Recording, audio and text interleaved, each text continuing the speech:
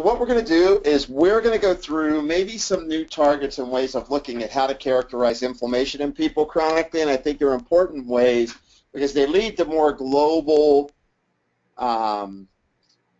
ways of looking at individuals, and so so that's what I want to try and accomplish tonight in our hour. So well, this might work. I always find this to be kind of humorous. So let me see if I can get this. Let me see if I can get this to work. And if it can, fantastic. It doesn't look like it is. Nope, it's not going to. Okay, so we don't need to worry about those videos anyway. They're kind of for more entertainment. So, these are the key things we're trying to manage, right, when we're looking at people. And obviously, the Metabolic Code platform tries to condense all of that together. And the real value is trying to figure out, well, where do I start to get, more and more validation that there's shifts going on in individuals. And a few of the markers I want to talk about tonight are to try to really get a handle or a grasp on what's going on with inflammation in general within the arteries, at the mucosal membrane, as well as in areas like the kidneys, which I've talked about before, which you guys have listened to some of my talks. So there's obviously all these different areas. So from oxidative stress and obviously inflammation, hormone balance, stress hormones, glucose and insulin regulation, immune balance, detox capacity, genetics. We're going to really focus on how to look at inflammation. And obviously, I always like to kind of start with this process of understanding of, what dictates inflammation is the same thing that dictates every shift in someone's metabolism, meaning that your metabolism is the sum total of all the chemical reactions that drive you towards health or disease. And understanding those disruptors really allow you to unwind the inflammatory chemistry of the individual and rejuvenate the person's health at a cellular level. And this whole issue, of course, is the fact that, which we're going to talk about, is the interface of the gut and inflammation. But this whole issue it's a whole body issue. Once again, even when we make triad discussions of thyroid, adrenal, pancreas, gut, immune, brain, we know that we could call it a gut immune thyroid. We could call it a brain immune heart. So we're somewhat making artificial connections and constructs for the ease of being able to delineate, how these relationships work. And obviously this is what we're trying to do, is we're trying to get the process of stress, nutrition and digestion, patterns like cravings, medications, all these different things add up to create where a person lands. Toxins and sleep, these are the things on the macro level that are affecting people all the time, right? Whether they're craving or impulsive, whether they're having sleep problems, stress is at a high, they're getting inundated by toxicity, they're on medications. It's driving this process. And yeah, there's a lot of other things other than this, but these are the key drivers. So this is interesting, and I took this as a quote right out of Rockefeller University Press. So chronic inflammation markedly increases the risk of development of cancer as seen in patients with irritable bowel disease. It's interesting. I had an irritable bowel case in here, actually, an irritable bowel case and a colitis case. And the colitis case happened to be a doc and was talking about the fact that we should be measuring VEGF for that doc. And it was interesting because it came about from reading this quote. And therefore, angiogenesis and VEGF signaling might pose an important link between inflammation and tumor development. However, the mechanisms that lead to cancer and chronic inflammation and the role of angiogenesis and inflammation-associated cancer remains poorly understood. I don't necessarily agree with that. I think that the mechanisms that trigger hypoxia-inducible factor are fairly clear. But what I think that's interesting is that there's these markers like VEGF that we traditionally look at and think that, well, maybe this is a a good factor for endothelial dysfunction, but it's triggered by inflammation, and then early swings in VEGF can be indicative that a highly inflammatory process is coming. And you can get VEGF as a marker really easy. Chronic inflammation leads to upregulation of VEGFR2 in the intraepithelial cells. So when you measure VEGF, it is a marker for mucosal barrier inflammation, and it triggers cancer that is from its genesis of colitis. So it's released at various immune cell sites and then expressed after the initiation of hypoxia-inducible factor 1 alpha. Why that's so important, guys, is that when people are triad 1, they have insulin resistance, they have cortisol elevations, their thyroid's going low, that triggers hypoxia-inducible factor 1 alpha. And the reason it does that is because when you're making more lactic acid within the cell, it needs to survive. So it triggers this hypoxia-inducible factor 1 alpha. And that elevation in that is what ends up driving cancer cells. And so the beginning of it, or the gestation of it, is occurring in this whole issue around insulin resistance, elevated stress, low thyroid hormones, the burning of fuel inefficiently because of poor thyroid hormone content. And so VEGF is really kind of a marker of how efficient your metabolism is becoming and how inflammatory it's becoming at a ground state. So that, to me, this is like one of the better markers that people don't look at enough. So this is another study that shows in digestive diseases, VEGF is a mediator of inflammation and mucosal permeability in patients with collagenous colitis. So VEGF, once again, alters permeability. And I think what you'll find is your people with chronic permeability problems will have slightly elevated VEGF. And that the reason that's important and why you want to work backwards and use this as a marker to be characterized is that it points them in the direction of developing cancer years later. And so this is, to me, we all think of inflammation markers like, and we're going to talk about it soon, myeloperoxidase or OXLDL or C-reactive protein or maybe IL-6 and TNF-alpha, which are good markers. IL-6, TNF-alpha sometimes don't work out quite so well, but, because a lot of times they don't show up until it's really hot, until problems are really big. But VEGF actually comes on pretty early in individuals, and you can use this. And you guys have seen me use these slides before, and this is that whole thing of triggering hypoxia-inducible factor 1 is, cancer cells in a 5.5 molar glucose solution, cancer cells in more concentration of glucose, cancer cells when you add insulin to it. So the reality is the more insulin resistant people become, the more insulin-like growth factor, IGF-1, they start to pump out. The more IGF-1, the more insulin, the less the receptor works, the more you end up here. And this is, to me, just striking, right? When you go from here to here, a lot more red.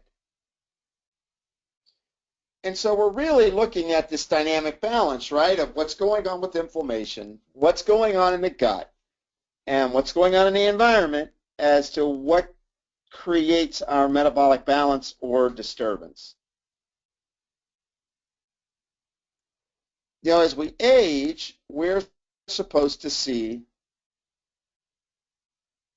these kind of trends.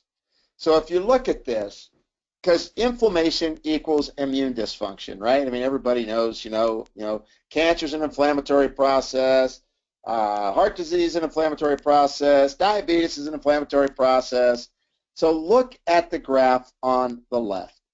On the left, you can see that B cells or acquired immunity is basically at a trough right before the age of 60, and that as you get older between the ages of 60 and, theoretically if you made it to 120, your acquired immunity would go up. The purple line shoots up. And then on the other side, you see your natural killer cell activity and T cells going down. Makes sense. Once people get to be age 80 or so, they get a bug. It's a leading cause of death is catching a flu bug, right? So they lose their natural killer cell activity. My argument is that because of all the stressors on immunity, because of the chronic vector problems, whether it's Lyme or any of the other related vectors, that 60 is now moved back to 30. So people are getting sicker and sicker earlier and earlier because of these disruptions in their immune function.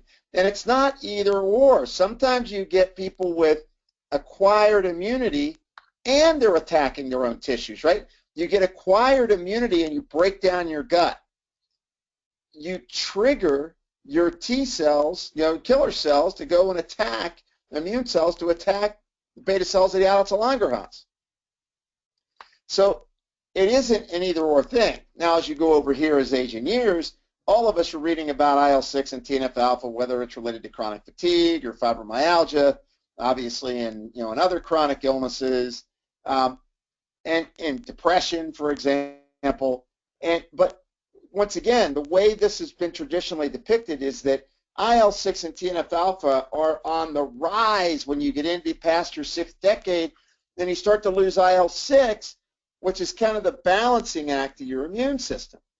But the point being is because of oxidative burden, environmental burden, genetics, exercise, diet, poor quality drinking water, you name it, right? All the things we always talk about that cause the problem.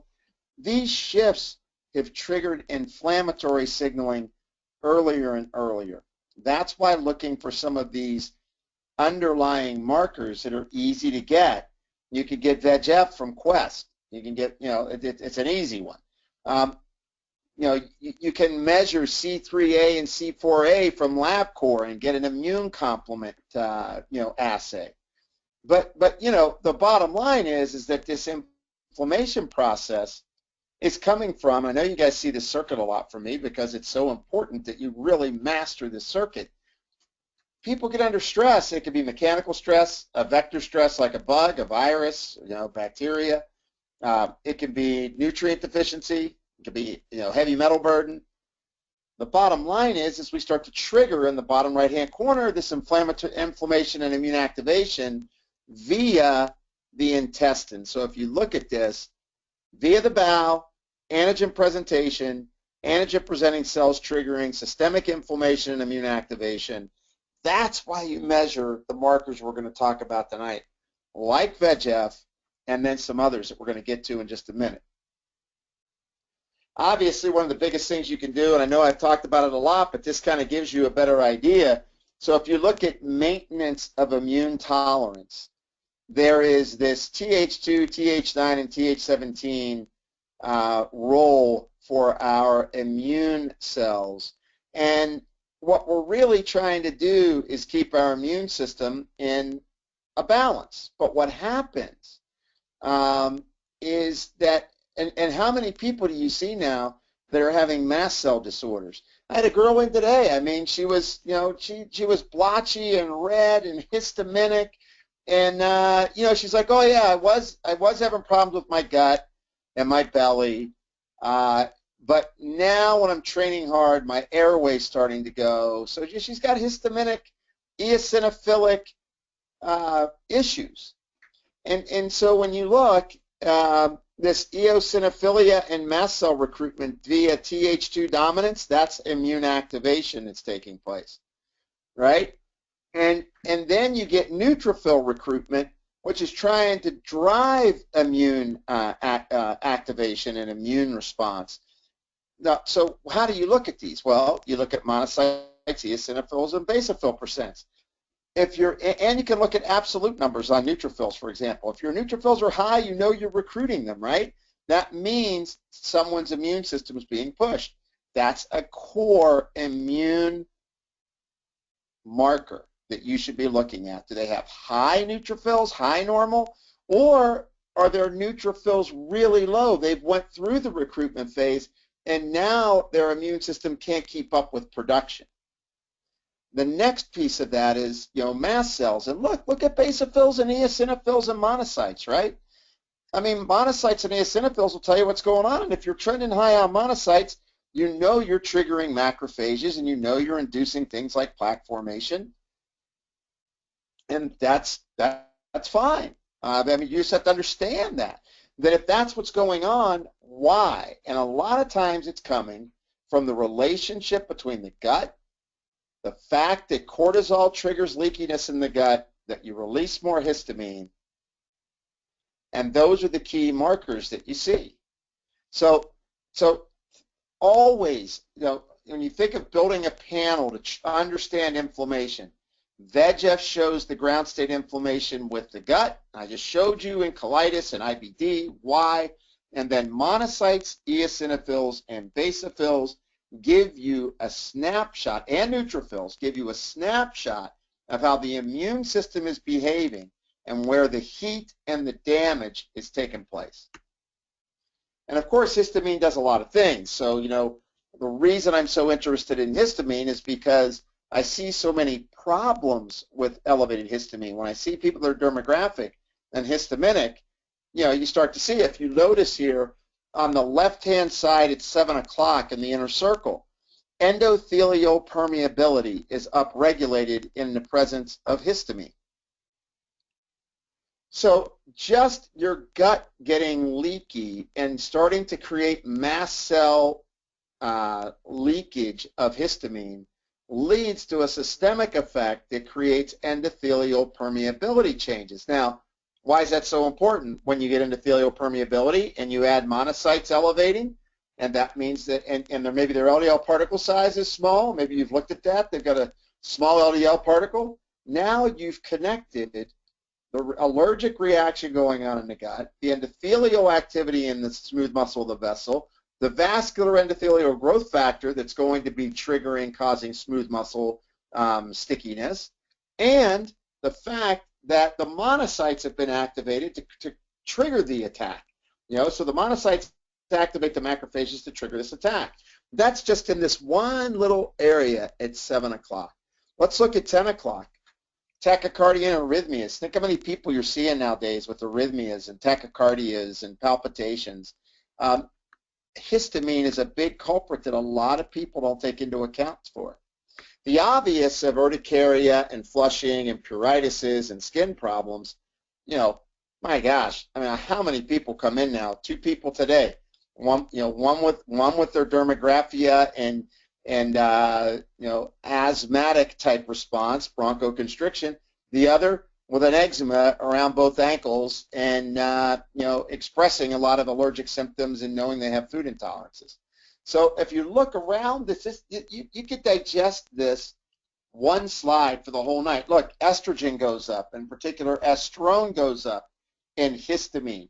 But what do we do when we see elevated estrone? We just go, we're going to knock that estrone down. You got to shut down why it's elevated, and many times you're going to see those estrogen-dominant women who are candida-like dysbiotic individuals who are producing too much histamine, right? They're red, they're ruddy, they're dermographic.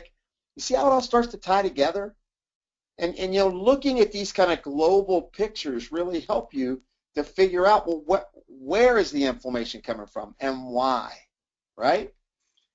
So, interesting stuff in my opinion. I know we only got an hour. We could talk an hour on the nuances of this one slide. I mean, this is just fascinating stuff. But, once again, diarrhea, constipation, my last case of the day, food allergies, diarrhea, constipation, classic. And of course, we're trying to avoid these kind of things, but the reason I put this up, it isn't to talk about food allergies in kids. It's the fact that once we have this population of early inflamed guts in our children, this next 30 years for cancer, because of the elevated VEGF, the elevated immune system activation that's going on, the elevated hypoxia-inducible factor, the fact that 1 in 2 adults are now diabetic or pre-diabetic, and that it's growing rapidly in children, that they're insulin resistant, all that's driving this chemistry of inflammation. And then this just kind of gets to the development of the immune system. I didn't want to really go over this. You guys know we got to use good beneficial flora to help that. But this is interesting because, look, if you look to the left, what activates your immune system? Microbes, trauma, toxins, mitogens, antigens, cancer. Our innate immunity is triggered by dendritic cells, natural killer cells, neutrophils. Just remember, when the neutrophils are going up, take a look at this slide. The neutrophils go up, it triggers inflammation. It triggers IL-6. It triggers TNF-alpha. And as all that innate immunity is getting upregulated, it goes over and starts to trigger things like immune tolerance issues and cellular immunity and acquired immunity. And these are the things that are taking place in people. It's a mixed bag. It's not one or the other. It's both.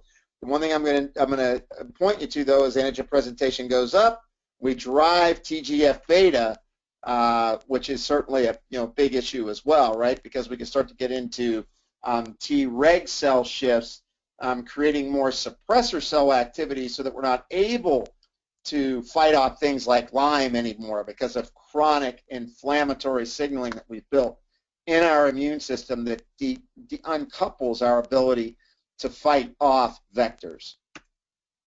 And obviously this is an HLA staining for type 2 diabetics versus controls. I looked at 2 people today with their HLA sequences, and they both had them. One was really good about being gluten-free, the other one wasn't. The one that wasn't good about being gluten-free had gained about 20 pounds and was feeling inflamed and had eczema. The one that was HLA positive and had MTHFR SNPs and was better about gluten but not so good about stress, having a lot of anxiety issues. So both triggering from the gut, kind of a gut immune brain reaction. But in this case, it's very simple. HLA positive type 2 diabetics this is all immunoperoxidases that it's stained with, so this is a very high inflammatory signaling response. And so myeloperoxidase being a source of inflammation, you can get MPO, and you may want to think of, if you look at MPO as a major protein in neutrophils, right? So what did I say? When you get high neutrophils, you're probably going to be triggering myeloperoxidase, but MPO is directly correlated to inflammation and the progression to plaquing of arteries. And remember, it's also a component in monocytes. So when you have real high monocytes, chances are you're going to have high myeloperoxidase, and chances are you're going to be prone to initiate plaquing. It also generates high levels of reactive oxygen species. One of the easiest things you can do is check pH. Check pH of urine and check pH of saliva. pH will dictate hydrogen ion excessiveness and can be a marker that can, a simple marker. Yeah, you can look for other markers. I understand that. I'm just trying to give you guys some basic things that you can look at. So monocytes, MPO, neutrophils, percent MEBs, VEGF, all really powerful markers for global inflammation, not just endothelial inflammation, but global inflammation. And myeloperoxidase here, if you look at this, if you look at elevated myeloperoxidase, it increases vascular inflammation. So you can look at VEGF once again. It can, obviously increase your risk of heart disease, increase your risk of insulin resistance and type 2 diabetes. That's why I like myeloperoxidase as a marker, because it's showing kind of the really revved up immune component that is triggering a lot of these progressions of these diseases. This is a 2015 study. This is in overweight people, 84 overweight subjects. myeloperoxidase was significantly higher in people with insulin resistance, along with TNF-alpha and IL-6. So this is the Diabetes Metabolism Journal. This is a really interesting study that just came out, and it makes sense, right? People with insulin resistance end up plaquing their arteries more. I mean, I don't know anyone for me that's insulin resistant and have an elevated MPO. It's an immediate aged garlic extract recommendation. I mean, you got to, not that I'm, I haven't really went into any solutions to this, but if you're trying to control VEGF and MPO, aged garlic extract's amazing. 1,200 to 2,400 milligrams a day. Do it in divided doses. There's going to be a new, more detailed clinical strength of aged garlic soon to come out into the physician market. So you guys will be looking forward to something that is going to be very exciting, I think, in the next 6 months. Human studies on the endothelium showing it under imaging that normalizes the endothelium and reduces vulnerable plaque. So that's pretty interesting. That's Budov's work out of UCLA. And I just put some things down here for MPO for you to look at, what the trending high levels are, what alert high levels are, so, you kind of, I guess that is reversed. That should have been alert high at 471 to 540 and trending high at 470. My bad, guys. And this is kind of that, so please try to remember, if you do, use these numbers, it's flipped. Don't know how that happened. We account for it in our lab test. We're adding MPO right now, so we're VEGF and MPO are being added into the algorithms right now, because they're just so strongly medically accepted. So we're going after those. And this is what we already talked about, right? If your VEGF is high and your monocytes are high and your eosinophils are high and your cortisol is high and your estrogen is high and your histamine is high, your epithelial activation is going to become abnormal. You're going to get leaky. Proteins are going to get through. You're going to create an antigen-presenting cell that alters the mucosal barrier, sends a message to the autoreactive T cells and B cells, leading to destruction of the islets of Langerhans, so pancreatic islet inflammation. And then, obviously, this particular piece of information is fermentation of complex carbs by microfluoroform energy involved in pathogenesis of T1D. For example, if you're not making enough butyrate, you can't keep the mucosal barrier intact. That's why we're big fans of using resistant starch. So if you're not using high maize and you're type 1 and type 2 diabetics or people that you're having trouble retaining that mucosal barrier integrity, give them some resistant starch, 15, 20 grams once or twice a day, and their intestinal cells will never be happy.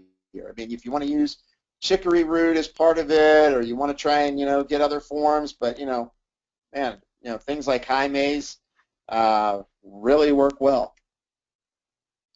And the whole reason behind this inflammation piece, you see the small intestine sending a signal via this, in a crosstalk, via the spinal cord to the sympathetic nervous system and triggering inflammation and nociceptor activity. And so we know that when the gut gets inflamed, you're going to trigger this, and it's going to result in a central nervous system inflammation. So the sympathetic overdrive that occurs, which is directly an innervation of the sinus node, it creates increased sympathetic nervous system, chronic stress, and leads to neuroinflammation, and then leads to elevated resting heart rate and poor recovery heart rate after exercise. And I had someone here today with a 90 resting heart rate. Their thyroid wasn't crazy, but why was their heart rate so high? Tremendous amount of stress. Their wife's going through breast cancer. He's a wreck, but he's been building this stress for a lot of years. And now his resting heart rate's going up. He's getting sympathetic nervous system dominance. His gut's getting leaky. He's reacting to things. That's the stuff you start to see.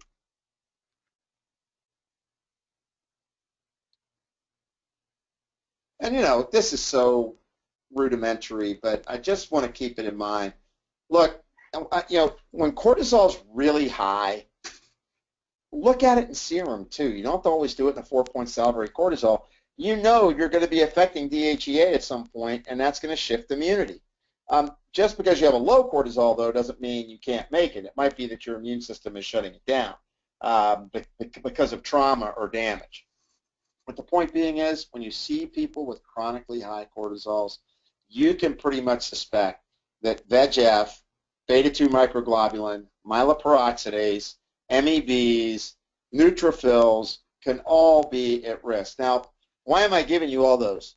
If I have somebody that comes in and their cortisol is high, but their MEBs are normal and their VEGF is normal and their myeloperoxidase is low, I'm probably just thinking of some localized support to get the cortisol to come down. Like, are you under a lot of stress?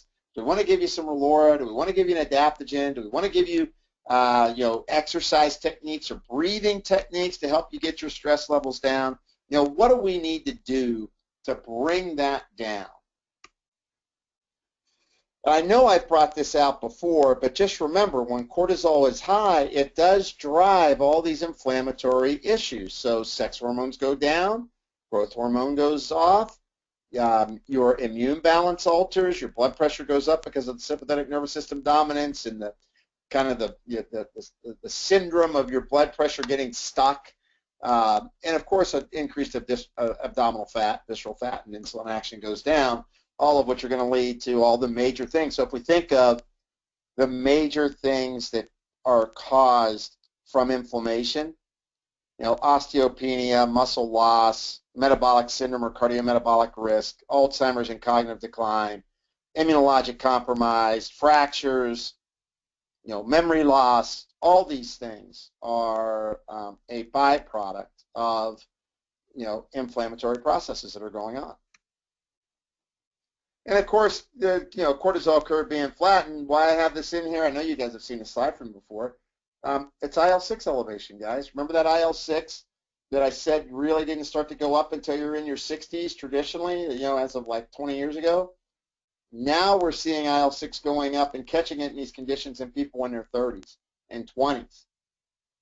People that flattened their cortisol out. They've just overworked, or maybe they got an infection, but post-traumatic stress disorder, IL-6 goes up. And of course, why is it important that if IL-6 is up, is that IL-6 increases the expression of claudin-2, which basically uncouples the protein structure of the tight junction glycoproteins. So your tight junctions disrupt. And the reason for this is, VEGF is doing that, cortisol is doing that, histamine is doing that, and now at the cellular level, this inflammatory cytokine is inducing claudin-2, causing these tight junctions to dissolve. And so that's why if all you do is say, I'm going to give you glutamine, and I'm going to give you butyrate, and you don't characterize how bad the inflammatory signaling is, if you don't shut off all that inflammation and reduce the MEB activity and get the VEGF down, get the myeloperoxidase down, get the cortisol managed correctly in a normal diurnal pattern, you never get the person over their food allergies and intolerances, and they continue to have histaminic issues, and it becomes a very cyclic event where they're dealing with their food allergies with you for years.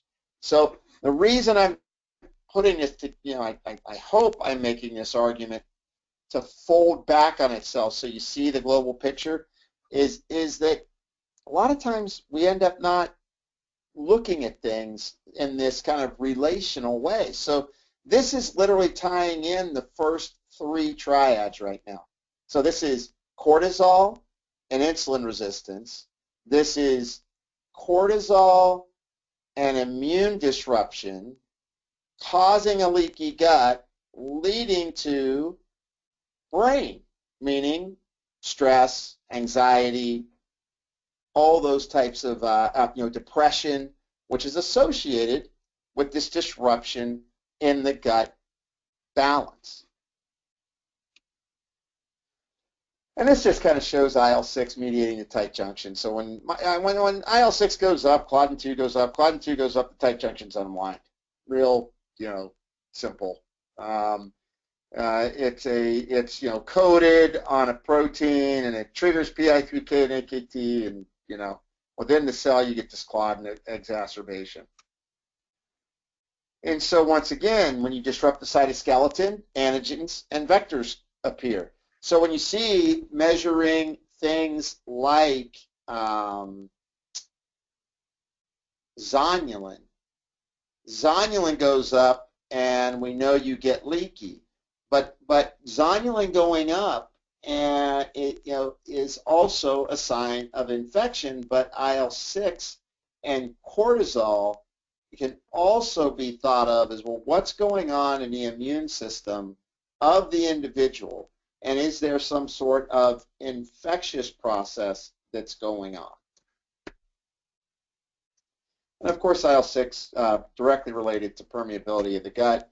Just remember, when cortisol curve is flattened, IL-6 shows up. When cortisol curve is flattened and IL-6 shows up, allergies, histamine, and all the things that histamine brings that I discussed earlier shows up.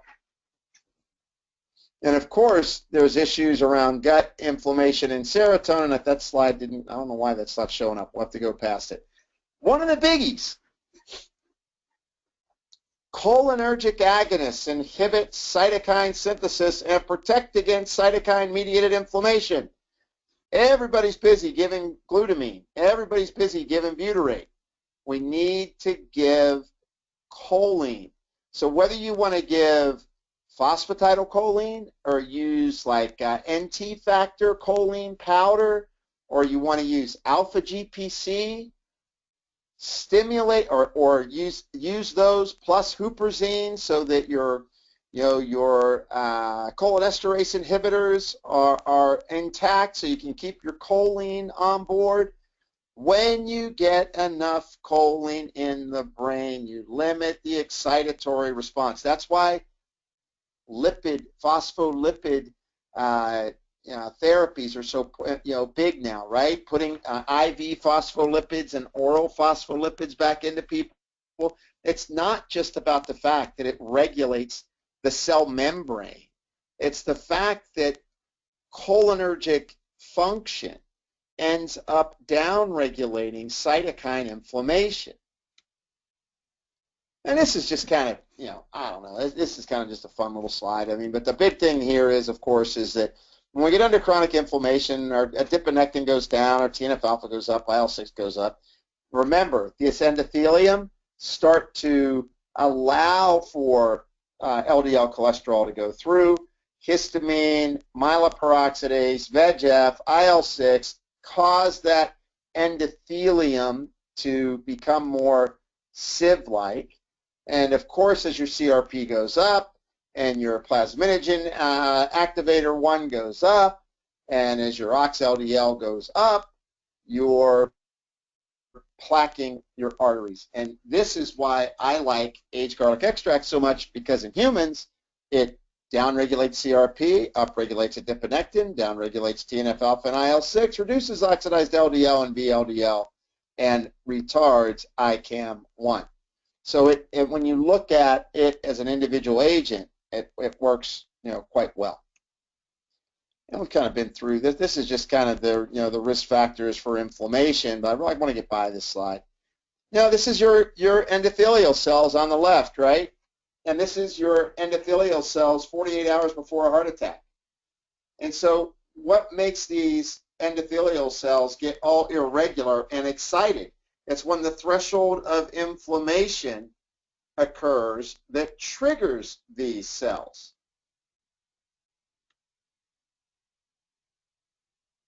So these circulating endothelial cells become irregular and multinucleated in an acute MI. Let me go back.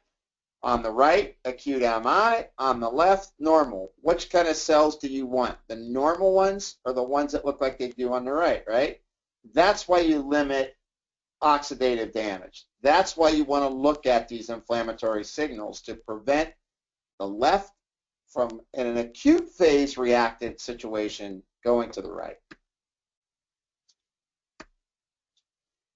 And of course, this goes down to the, the kidneys as well. When you lose redox, the inflammation from losing redox triggers renal hypertension.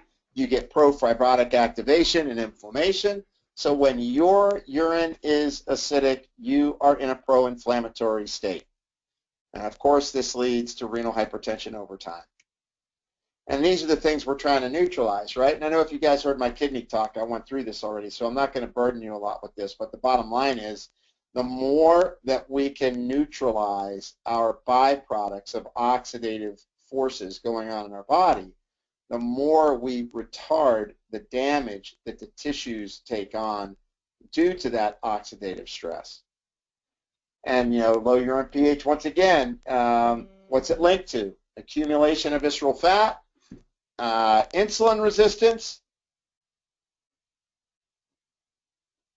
methylglyoxal concentration, which is an advanced glycation end product, hypertension, increased intrarenal oxidative stress, and then the upregulation of the renin-angiotensin system. So check your urine pHs and your people that you're using ACEs and ARBs on that have got kind of that insulin-resistant RAA activated system.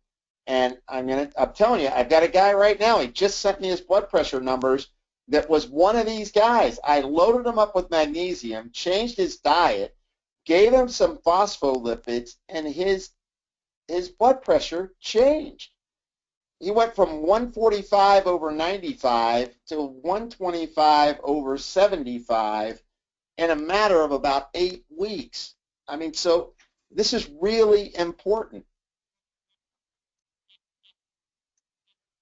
Urinary pH, once again, it's it's an issue because the lower the urine pH, the more you see with chronic kidney disease, and there's the next marker you should be looking at.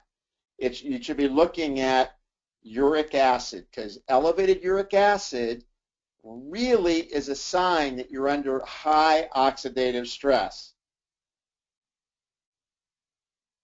And so that is, is really something to see. Then the next thing I want you to look for, this is a 10-year observational study with 350 participants looking at this data, altered 8-OHDG.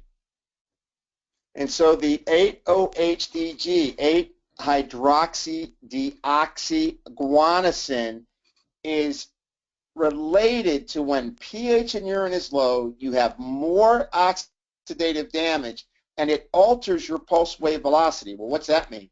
That means your vessel dynamics change. Your vessels aren't as pliable.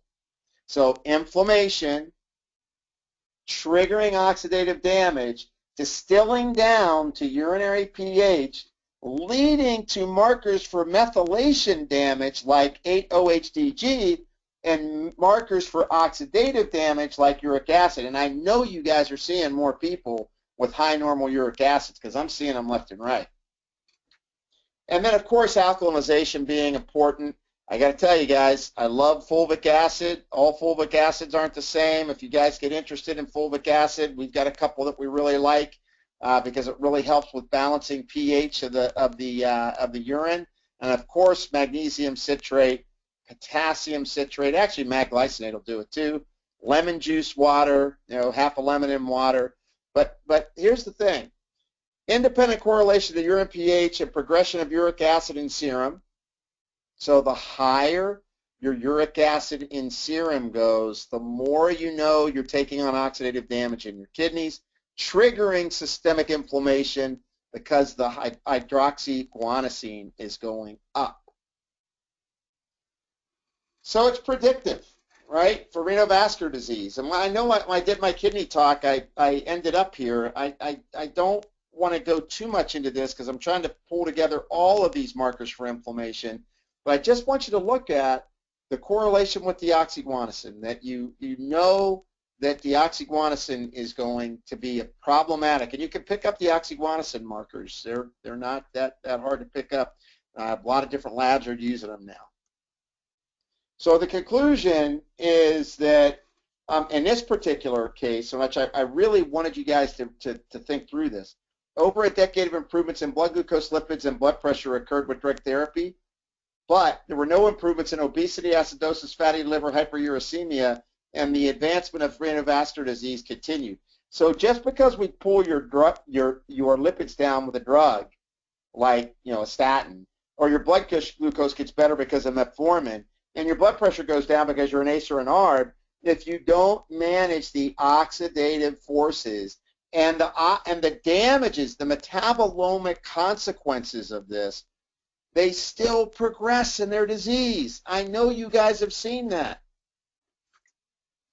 And another interesting marker, beta-2 microglobulin, interesting for the kidneys as well. So a serum beta-2 microglobulin tells you if you've got a leaky blood-brain barrier, and it's a marker for inflammation.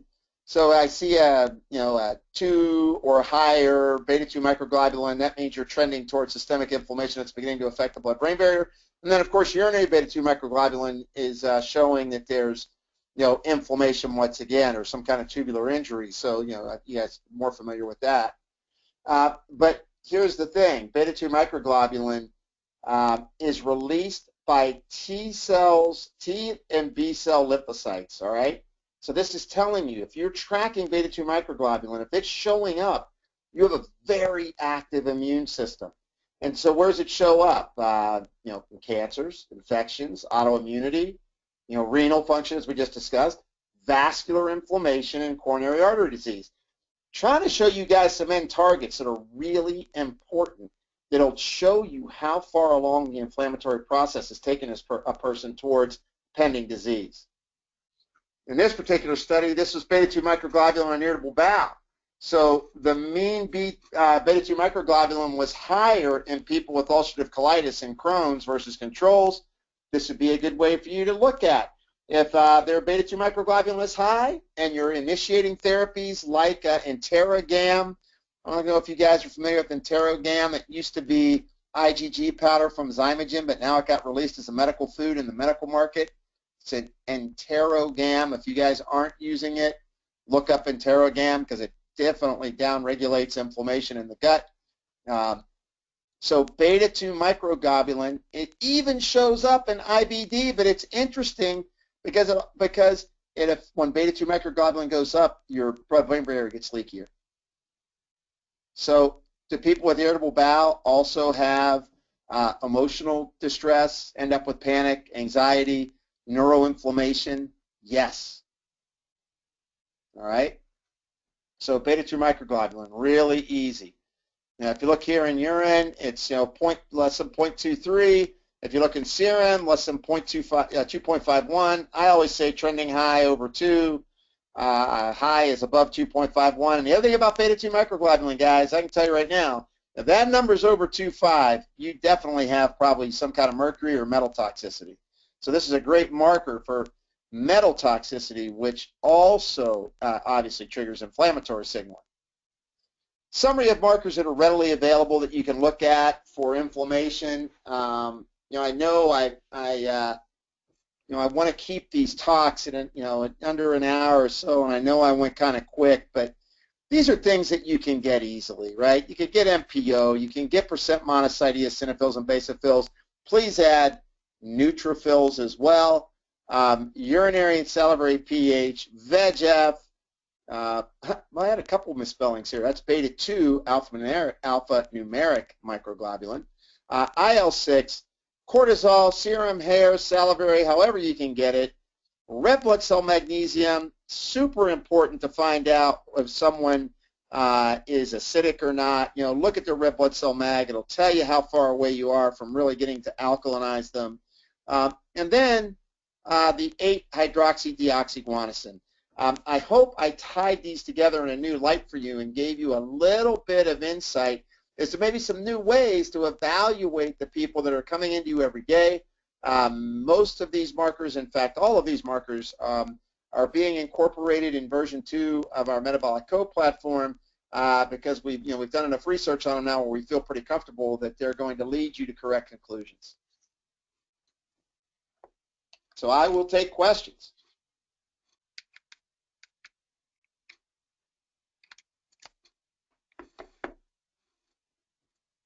Thanks, Jim. We do have some questions ready. The first one Cool. is, what are the best forms of resistant starch, and can you share brand names? Yeah, I mean, I love getting people to eat cold potatoes like Laura will do in diet. Like, and she's got resistant starch talk, I think, on our website, right, Libby? I'm pretty sure she has a talk about resistant starches on our site. Um, brand name High Maize is probably the most famous resistant starch. If you're going to eat resistant starch, green bananas and cold potatoes. You know, green bananas and cold potatoes are really good. So those are ways to get them from food. But when you do resistant starch, you know, non-GMO, made from corn, resistant starch, about 20 grams. That data, I mean, please look up the data on resistant starch in diabetics and how it altered gastric hormones when they gave it to them. It changes the microbiome and gets your ghrelin and leptin and GLP-1 signaling aligned. So yeah, Himaize. Yeah, I can give brand names all day long because we're not, you know, we're not in CME. What lab tests for beta-2 microglobulin? It's beta-2 microglobulin, and you can get that from LabCorp or Quest. And you can get VEGF from Quest. I didn't go into all the we'll get Dr. Heyman to lecture on C3A and C4A. I didn't talk about TGF beta-1 tonight, which is also valuable for showing chronic inflammation and an upswing in immune response. There's just, that's another good marker. But yeah, those are, LabCorp and Quest markers. You briefly mentioned Candida. How to do a workup on a patient to diagnose Candida? Next to impossible with a lab test, really, because people can have IgG, IgA, and IgM Candida markers. Look, if they stick their tongue out and their tongue is coated white and they're bloated and they have food allergies and they're complaining of having sinus problems, you got a pretty strong reason to think that they have Candida. I mean, you could do a CDSA if you want to check out if they've got Candida in their stool. I mean, you could do that too. But I mean, we don't that often. I mean, I don't. In our clinic, we go by a questionnaire, stick out your tongue, and if your monocytes are elevated and you're histaminic and you've got a lot of symptoms related to gut dysbiosis. Now, would we order like a SIBO breath test on somebody if it sounded like SIBO? Sure, but just as an initial kind of program on somebody, unless we really suspect SIBO, we're going to try and clean up their Candida. Because look, Candida just grows because your immune system gets weak. That's the reason it grows. It's kind of like when mold grows on a plant, right? Whenever you see a plant that has mold on it, what for fungus? What's the reason? Ask the botanist. They'll say, oh yeah, their immune system's stressed. We're no different. When our immune system gets stressed, we grow fungus. Dose phospholipid to decrease blood pressure? Well, it doesn't alone. Like we did magnesium and aged garlic extract and theanine, and then we gave him the phospholipids to kick in his acetylcholine to allow for his heart rate variability and in recapturing his vagal tone. So getting the phospholipids back helped to create more cholinergic drive, which helps with releasing growth hormone, but also improving how the brain is sending out communication centrally. So don't use a phospholipid just for blood pressure. You use choline derivatives to improve the tonicity of the nervous system, and then you use things in conjunction like theanine, magnesium, aged garlic, and you're going to get blood pressures to come down really well. You mentioned fulvic acid. How do you use to balance pH? Well, I use fulvic acid because it's a mineral. It's an ash mineral, right? So I just put people on it. If it's a powder, it's in capsule form. It's 300 milligrams, 1 or 2 capsules twice a day.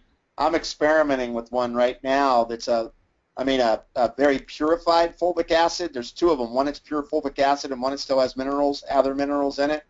So I am playing with it right now, and it's like a 1/16 of a teaspoon scoop, and it turns the water black, and you drink it. And so far, I've been pretty happy. My pH is never really a problem, but I'm seeing changes in my urine pH, which I tend to run a little acidic that way, and I am seeing a positive upswing. I'm playing with it, right now to give you guys like what brand of all fulvic acids aren't the same. So what brand is the one? And there's a guy that was an ex-NFL player that hooked up with a bunch of research scientists. They started giving this stuff to ex-NFL guys. They started feeling a lot better, and they started looking at it.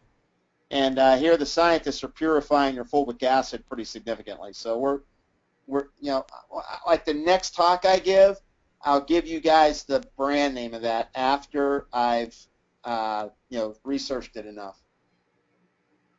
Okay. An infectious disease doc suggested taking vitamin C for UTIs to increase the acidity of the urine. Would you recommend increasing the acidity of the urine to reduce the frequent? That's an infection. That's different. So yes. Okay. Does taking potassium citrate with meals interfere with digestion? I don't think so. No, not at all. Because potassium citrate isn't alkalinizing like taking a Tums. It's because of the mineral content. So no, it doesn't. It won't neutralize your stomach acid. Dose of phospholipid to decrease vagal tone as adjunct. To increase vagal tone. Right. That's it. That was that slide that I showed you that it inhibits the inflammatory cytokines and rebalances the neuroinflammation. You want to get cholinergic agonists or build acetylcholine. That's exactly it. You want to. That's what you want. Now, yeah, you could use other things like we use that neuromedulla. I know Dr. Heyman talks about it. I've used it about 20 years. I love it. It's from Professional Health Products. That product does a great job of resetting vagal tone. So for my PTSD cases and Lyme cases, Andy uses it on Lyme. I do it more on my stress cases, my PTSD cases. Neuromedulla is really good at resetting vagal tone. So the problem is nobody's eating egg yolks anymore, right? So nobody's getting dietary choline, and you need dietary choline for your brain. That's why so many people need, phospholipid replacement when we're dealing with them when they're chronically ill, because their membranes are so beat up. So give some phospholipids. Either give choline, like phoscholine, or you can have people eat eggs, or you can. I like. The one that's proven to improve mitochondrial function is NT factor choline. So that's kind of a cool, they got studies on it, man. I mean, they're serious about their phoscholine research. So if you look up NT factor, that will give you some really neat insights into that product. And I just use the acetylcholine, the phosphatidylcholine one. I don't use all their other stuff. Can you give any doses on that? Well, I mean, if you're using it in a powder, you can do, a teaspoon a day. Just like when I use alpha GPC, I tell people eat as much as you can afford. It's like take a half a teaspoon a day if you can afford it, because most people are sorely deficient in dietary choline, and that leads to all kinds of neurotransmitter imbalances and the inability of the nervous system to fire correctly, which triggers all those problems with vagal tonicity and So yeah, you can use that if you want to dose in the chewable tablet form. Typically, it's at least 500 milligrams twice a day. If you're going to use phosphatidylcholine liquid, 70% phosphatidylcholine, typically teaspoon twice a day, and you're getting a big whacking dose of that choline. That NT factor it's a special kind of the way they develop it for delivery. they've proven that it upregulates mitochondria. I mean, it's really exciting stuff. So. What about Shilajit for increasing pH? Well, Shilajit's fulvic acid. So, yes. It's just a Western name for an Ayurvedic herb.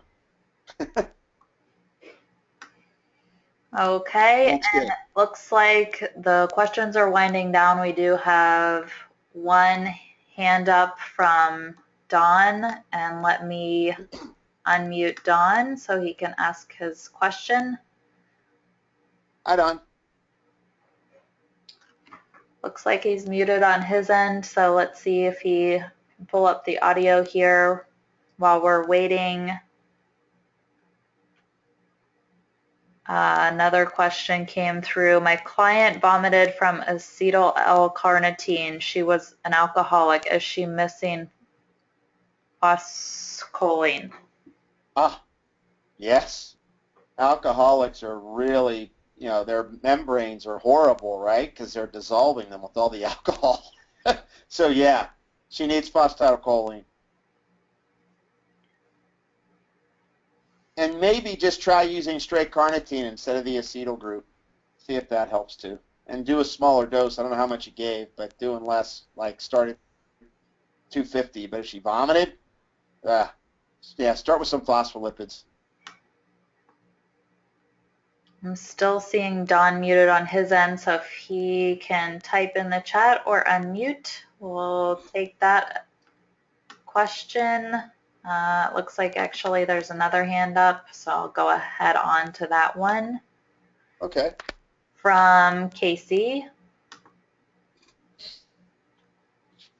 Hi, if you have a patient that has symptoms maybe of both SIBO and Candida, but the comprehensive digestive stool analysis says that there are no yeast, but a urine test, organic acid, might read that diarrhea is elevated. Yep. Okay, so are you thinking, I mean, I know SIBO and yeast can sometimes, work at the same time. Right. Where do you start with that in determining what is the driver? Well, I don't know. They're probably both driving it right now, right? I mean, more than likely they're both set up shop, and it's a problem. So, I mean, what we do is we go after both at the same time. Like, I just had a bad case. I mean, she's been dealing with her SIBO for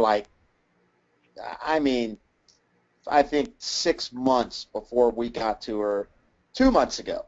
And we ended up giving her Alenia because we did Vivanex on her. Are you familiar with Vivanex? I'm not.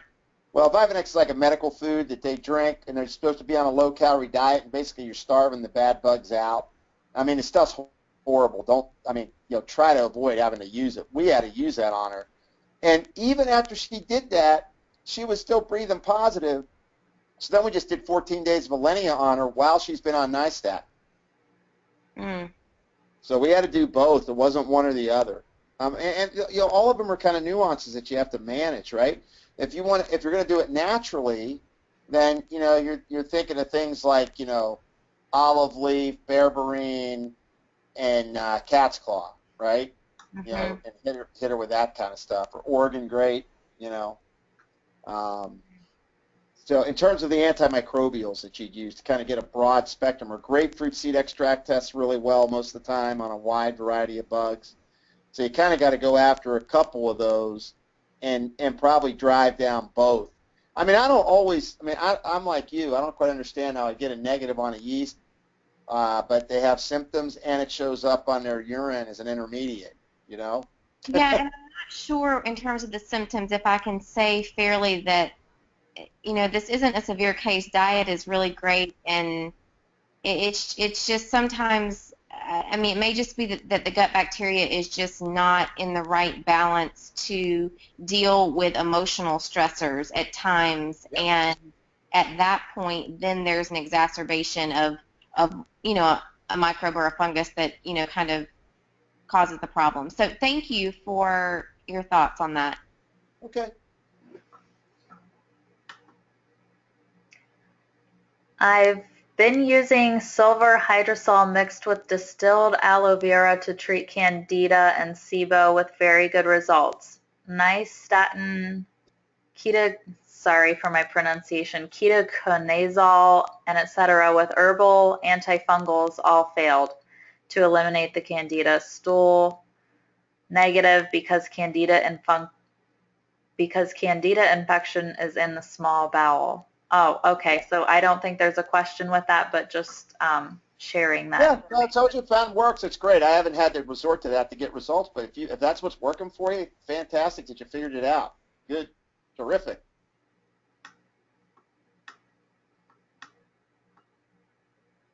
Okay, I think we have addressed everyone's questions. I want to thank everyone for being here. Thank you so much, Jim. Also, reminder that we do have our next webinar, education webinar this Thursday, January 14th with Laura LaValle, registered dietitian and nutritionist. The topic is diet, focus on thyroid, food, and nutrient strategies for optimal thyroid function. And you can register at metaboliccode.com/events. And also for those of you who are Air Support subscribers, we hope to see you at the case review tomorrow at 8 p.m. Eastern. Looks like we did have one other question come in with some thank yous. My client has elevated amino acid, but her BUN and creatinine are normal. Her doctors don't believe that she has kidney disease. What should they test for confirmation that she has kidney disease? Well, I mean, are they looking at her GFR, and are they looking at a global picture of her kidneys? I mean, there's new markers like what I showed you here that could tell you that there could be some risk for kidney disease. So I just need to, I mean, if it's the doctors just going by their most conservative CKD, it's what's her creatinine and what's her GFR, and then they stage it. So I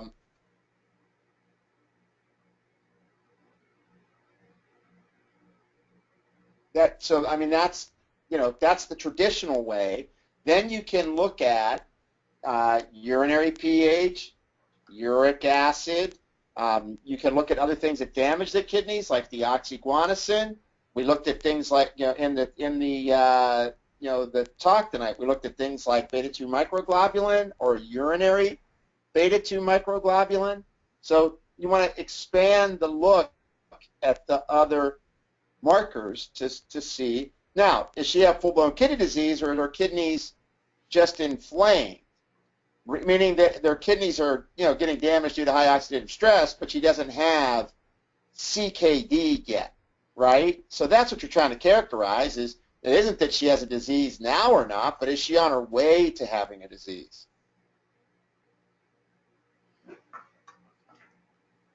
Okay, thank you so much again, Jim, and all those who attended. Appreciate you being here. I will post the recording to our blog, metaboliccode.com/blog, within the next 24 to 48 hours. Thanks so much. Have a great night. Thanks a lot.